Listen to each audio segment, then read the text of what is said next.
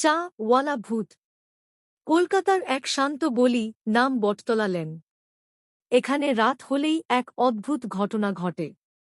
গলির শেষ মাথায় একটা ছোট ভাঙাচোরা দোকান আছে, যেখানে নাকি রাত 12টার পর এক ভূত চা বিক্রি করে।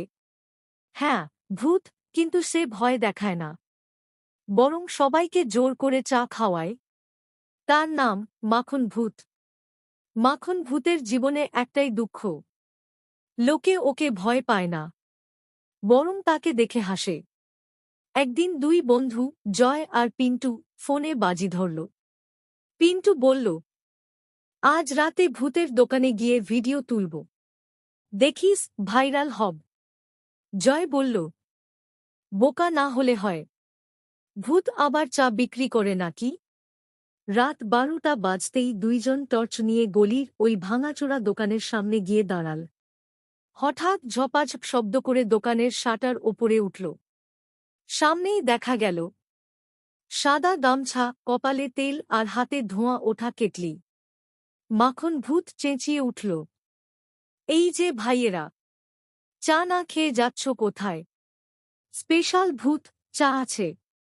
জয় তো ভয় পেয়ে টর্চ ফেলে দিল। পিন্টু মোবাইল বের করে ভিডিও শুরু করল।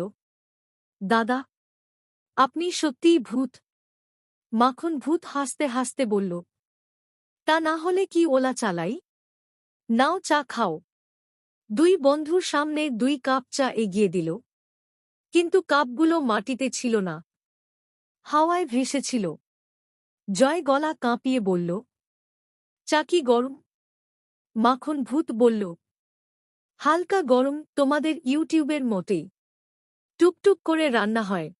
পিন্টু চা খেয়ে বলল, দাদা, এই চা এত ভালো বানান কিভাবে? ভূত বুক ফুলিয়ে বলল, রহস্য জানবি? আমি জীবনে যত চা খাইনি, মরার পর তার 3 গুণ খাই। দুই বন্ধু হেসে লুটোপুটি খায়। মাখন ভূত আবার বলে, চল একটা থাম্বনেল শট তুলি, হাসবি হাসবি। ভূত তখন পোজ দিচ্ছে, একবার চা কাপ সামনে ধরে, একবার চা ঢালার অ্যাকশন, আবার বলছে, কাছাকাছি এসো, ফ্রেম ঠিক নেই।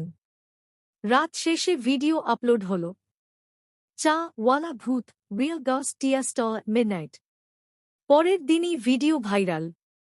কমেন্টে সবাই লিখছে, এই ভূতের একটা ফুড ব্লগ খোলা উচিত। রাত 12টায় আবার গোলমাল।